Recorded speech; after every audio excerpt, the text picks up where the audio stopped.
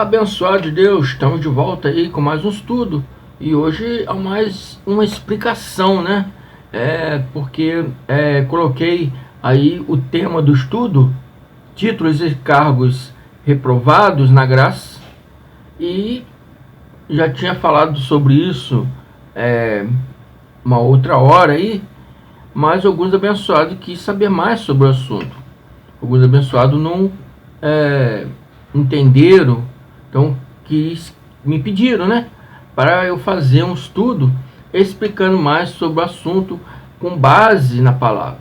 Então decidi fazer esse estudo aí, e com base no ensinamento do Senhor Jesus, né?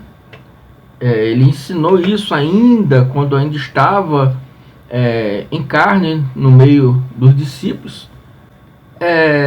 Até alguns tempo atrás eu me nomeava evangelista, né, da graça e tal, e acabei vendo outros irmãos aí que pregam a graça falar, né, que não usa mais títulos, tirar os títulos, e me interessei, né, em saber o porquê disso, e descobri que o Mestre Jesus falou sobre esses títulos, e disse que para nós não usar esses títulos, porque a graça de Deus não suporta esses títulos, né? Paulo de Tarso, ele recebeu a graça, então ele falou sobre os títulos, né? Títulos e cargos, né? E só que ele ainda estava na transição entre lei e graça. Teria que haver, né, uma organização na igreja na época, porque, né, existia 2 pactos. Então ele começou a pregar uma coisa diferente que as pessoas não entendiam na época. Ele só entendia o que era pregado, a lei de Moisés. Então ele falou sobre isso, para ter uma certa organização às igrejas que ele estava abrindo em graça. Pois bem, mas o Senhor Jesus já havia falado sobre isso antes, e nós sabemos que o Senhor Jesus veio trazer a nova aliança. Paulo recebeu a fundação dessa aliança. Hoje estamos edificando-os em cima dessa fundação, desse firmamento, e a nossa cabeça fica mais ampla para essas coisas do que na época de Paulo. Ele estava no meio de 2 pactos, guerreando entre si. Nós hoje só temos o pacto da graça, e ele nos dá uma certa visão para entender melhor esses termos. Títulos e cargos reprovados na graça de Deus. Mas onde é pautado esses títulos? Nas pregações de Paulo. Mas, irmão André, Paulo não pregava a graça? Sim, a fundação da graça, a base, e não a graça na sua plenitude, como aprendemos hoje. Então, Paulo diz aos povos de Coríntios, 1 Coríntios 12, 28, ele diz assim: assim, na igreja, Deus, né, estabeleceu uns primeiramente apóstolos, em segundo lugar profetas, em terceiro lugar mestres, em seguida os que realizam milagres, os que têm dons de cura, os que têm dom de prestar ajuda, os que têm dons de administração e os que falam outras línguas. Este livro, abençoado, foi escrito na Grécia e foi por volta do ano 50 depois de Cristo. Ainda havia a transição dos 2 pactos, a lei de Moisés e a graça de Deus. E o que o Mestre Jesus achava sobre isso? Paulo pregou. Aí vem aqueles, né, fundamentalistas: não, mas Paulo pregou. Vocês tanto não falam de Paulo, mas Paulo pregou, abençoado. porque existia a transição dos dois pactos.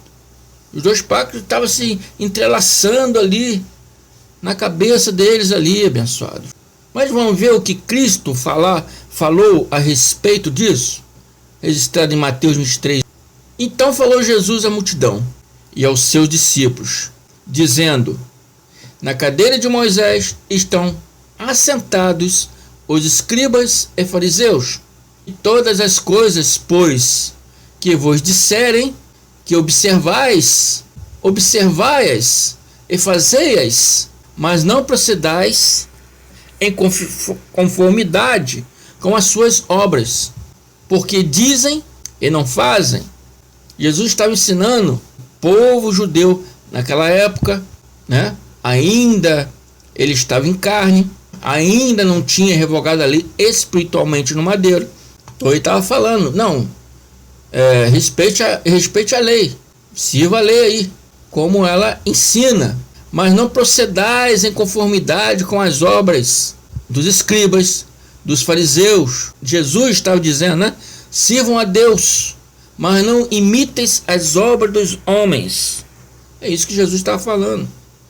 Sirvam a Deus, pois atam fardos pesados e difíceis de suportar e os põem aos ombros dos homens.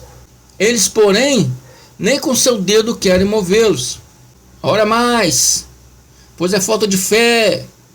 Se está acontecendo algo na família, ele diz que estão em pecado, tem que dar mais ao Senhor, ou seja, seu dízimo, sua atenção à igreja. E muitos casamentos se acabam por causa disso. Dão mais atenção à igreja do que à família, do que o esposo. A igreja são pessoas. A igreja não é a parede de tijolo. São pessoas. Mas ele quer que as pessoas façam tudo para eles. Amém? Porque na época da eleição, eles usam essas pessoas para votar em quem eles querem, para apresentar as pessoas como rebanho para o matadouro. Assim que a Bíblia diz. E aí eles ganham prestígios entre os políticos, pois querem ser o foco da atenção. E Jesus continua: faze todas as obras a fim de serem vistos pelos homens, pois trazem largos filactérios e alargam as franjas de suas vestes. Filactério, abençoado, é um tipo de amuleto de proteção que os judeus usavam, ou acho que ainda usam. É uma caixinha de couro que contém um tefilá. Tefilá é prece. Uma caixinha de couro que contém prece. Às vezes é presa no braço, às vezes é presa na cabeça. E quanto maior era essa caixinha, maior era a demonstração de poder. Era também demonstração de proteção de Deus.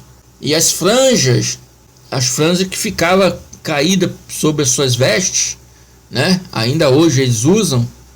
Quanto maior a franja, mais sábio é, né, a pessoa que usa, o sacerdote que usa lá, o rabi, né?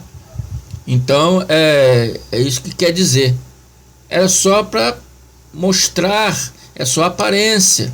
Amo os primeiros lugares nas ceias e as primeiras cadeiras nas sinagogas.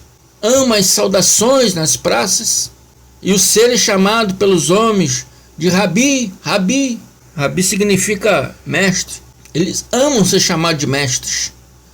Amam ser chamados com os títulos.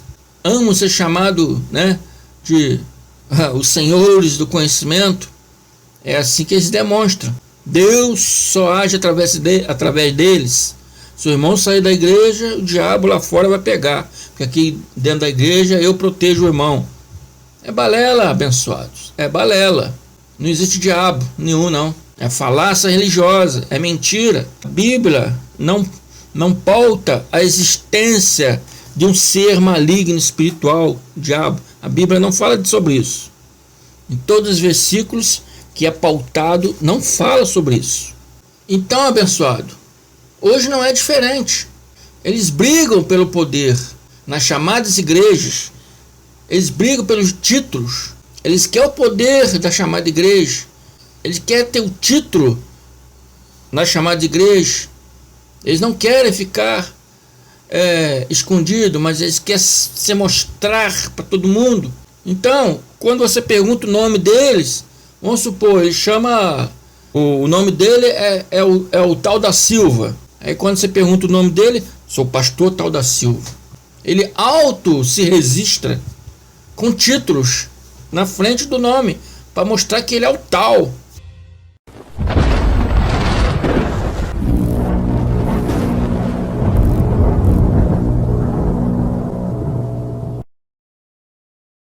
E Jesus diz para nós da graça, naquele tempo, dizia para aquelas pessoas que queriam seguir corretamente a palavra, seguir a Jesus lá naquela época, o Nazareno, né? Ele diz, não querer ser chamado de pastor, de mestre, de apóstolo. E hoje ele fala isso para nós também. Nós recebemos essa palavra como se fosse para nós também. Não querer ser chamado de títulos, não querer ser chamado de pastor, não querer ser chamado de mestre, apóstolo, e não só no sistema religioso, no meio dos pregadores da graça, ainda há esses títulos que tem que ser removidos, abençoados, porque só um é o vosso mestre, a saber, o Cristo, e todos vós sois irmãos. Então nós somos irmãos, todos nós somos iguais. E os que têm pai espiritual, Jesus também falou deles, como ensina as religiões, né, africanas, né? Ele diz no 9, e a ninguém na terra chamei de vosso pai, porque um só é o vosso pai, o qual está no céu. Ah, mas irmão André, naquela época não existia as crenças africanas. É engano seu, abençoado. Elas são filhas das crenças cananeias. Canaane era filho de Cã, o senhor de todo o continente africano. Era chamado terra de Cã, ou terra de Ram. Ele era... Todo o continente africano pertencia a ele, era a terra dele. Amém? E Jesus continua dizendo, no 10, nem vos chamei mestres, porque um só é vosso mestre, que é o Cristo, novamente na segunda pessoa. Note-se, abençoado, que Jesus nunca se fez de superior aos homens. Ele sempre usava a segunda pessoa do Cristo. Mas por que ele fazia isso? Para termos como exemplo. Porque todos nós somos iguais. E eu aqui, como muitos outros irmãos, né, que vos ensina a graça, a palavra da verdade, o evangelho da reconciliação, estamos aqui para servir o irmão, dando conhecimento a vocês, irmãos, para que vocês venham crescer na graça de Deus, que possa servir assim a outros irmãos depois. Vocês crescendo na graça de Deus, obtendo conhecimento, depois vocês podem ajudar a outros irmãos. É um ciclo, não é? Jesus disse no 11, o maior dentre vós será vosso servo. Amém, abençoados? Na graça de Deus, todos aprendemos de um só pastor, o Cristo glorificado. Amém? Fico por aqui, abençoados. Até a próxima aí. Graça e paz.